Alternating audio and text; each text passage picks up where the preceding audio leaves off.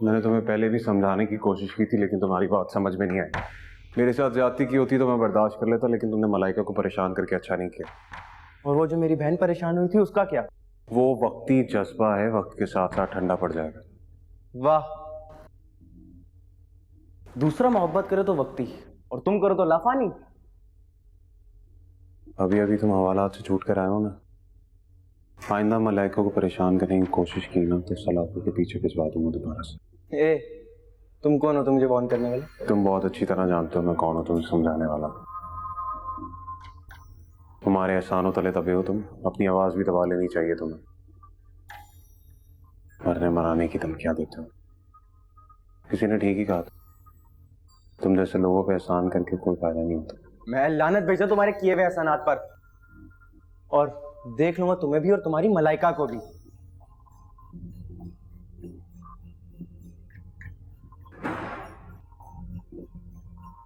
Class के बाद मैं वापस हॉस्टल जा रही थी तो मुझे एक लड़के ने रोककर धमकी दी। कहा कि अगर मैं आपसे दूर नहीं होंगी तो उसका अंजाम बहुत बुरा होगा।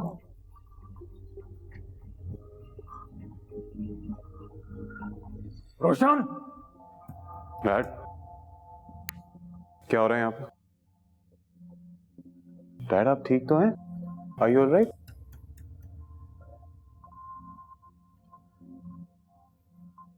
रोशन क्या बात की है तुम डैड से? मुझसे पूछ रहे हो? मैं तो मैं अभी बताता हूँ। बदतमीज! शहरयार!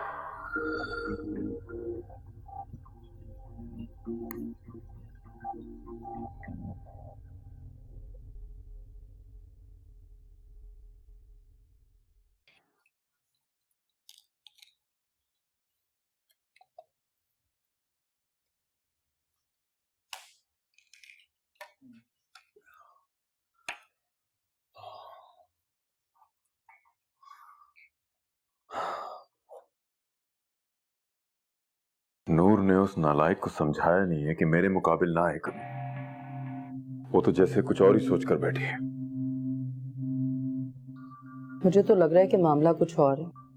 कहते ना, जिस पर एहसान करो उसके शर से डरो। क्योंकि मैंने अक्सर देखा है कि जिस पर एहसान किया जाता है ना, वही आपकी जड़ें खोदता है। मुझे तो अब ये फिक्र हो रही है कि ये लोग जाएंगे कहाँ। घर के बाकी लोगों से तो खैर नूर ने कभी तमीज से बात की ही नहीं, लेकिन आज आपके साथ जितनी बदतमीजी की है, मुझे लगता है यकीनन कोई है जो उसे सपोर्ट कर रहा है, वरना नूर इतना बड़ा फैसला नहीं ले सकती। फैसला उसने नहीं, मैंने किया। और अब पछता रहा हूं कि रोजे कयामत जिब्रान को क्या मुंह दिखाऊंगा मैं। आपने कुछ गलत नहीं किया।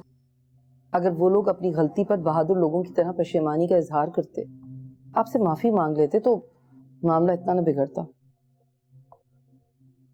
ठीक कह रही हो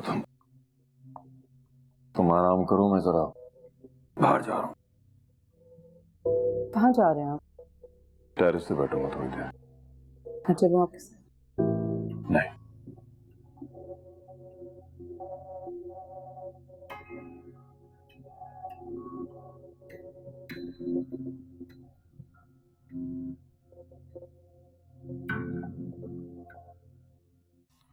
मेरे पास एक फ्लैट है क्लिफ्टन पे।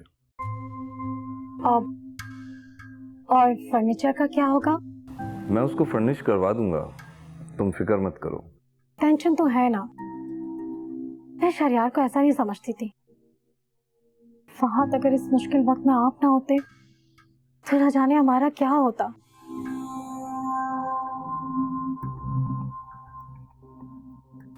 रोशन आ गया ना? जी जी, मैं उसके लिए आपको कॉल करने ही वाली थी। शहरयार को देखें, रोशान को बाहर देखकर खुश होने के बजाय उल्टा गुस्सा हो गए, और हमें इस मुश्किल वक्त में पनाह देने के बजाय घर से जाने का कह दिया। अच्छा, तुम लोग अभी कहाँ हो? दोस्त के घर में। अरे तुम रो क्यों रही हो? तुम्हारे आंसू मेरे दिल पर गिर रहे हैं। पता नहीं, सुबह होते ही हम न जाने कहाँ जाएंगे। जब तुमसे कह दिया कि मेरा फ्लैट हाजिर है, तो चाहो तो अभी आ जाओ। आपका बहुत बहुत शुक्रिया फहद। मैं आपका कैसे शुक्रिया अदा करूं?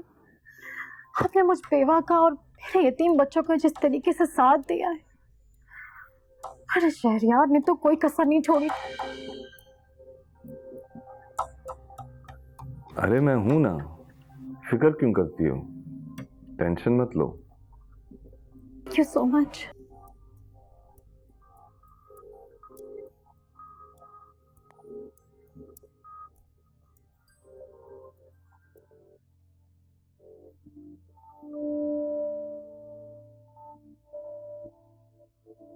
शहरयार को देखे, रोशान को बाहर देखकर खुश होने के बजाय उल्टा गुस्सा हो गए और हमें इस मुश्किल वक्त में पनाह देने के बजाय घर से जाने का कह दिया।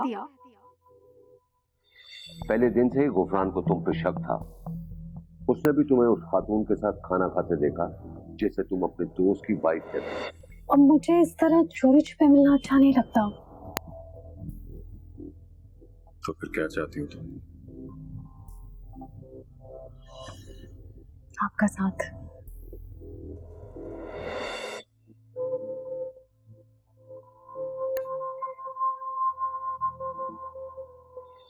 मुझे नहीं लगता कि उसे बेवा होने का कोई खास गम है। नायाब, शेर यार, इतना गुस्सा क्यों आ रहा है आपको? यकीन कर लें कि नूह ही कहीं ना कहीं जिब्रान भाई की मौत की जिम्मेदार है। बात बात पर लड़ता था शहरयार मुझसे, हर वक्त उसका मूड ऑफ ही रहता था। मैंने कहा अगर इतना काम करना पड़ा तो वापस आ जाओ, जैसे पहले गुजारा हो रहा था फिर से कर लेंगे।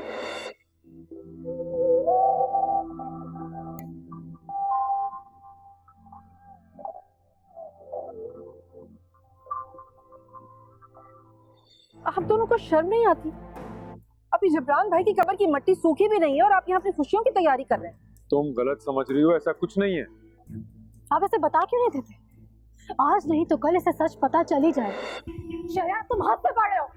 जिस घर में मेरी और मेरे बच्चों की इज्जत नहीं होगी वहां मैं एक मिनट नहीं होंगी। हाँ जाओ यहाँ से। मैं मजीद तुम लोगों की किफायत नहीं कर सकता। और चली जाओ यहाँ से इससे पहले कि मैं कुछ बुरा कर बैठूं। अल्लाहू अकबर,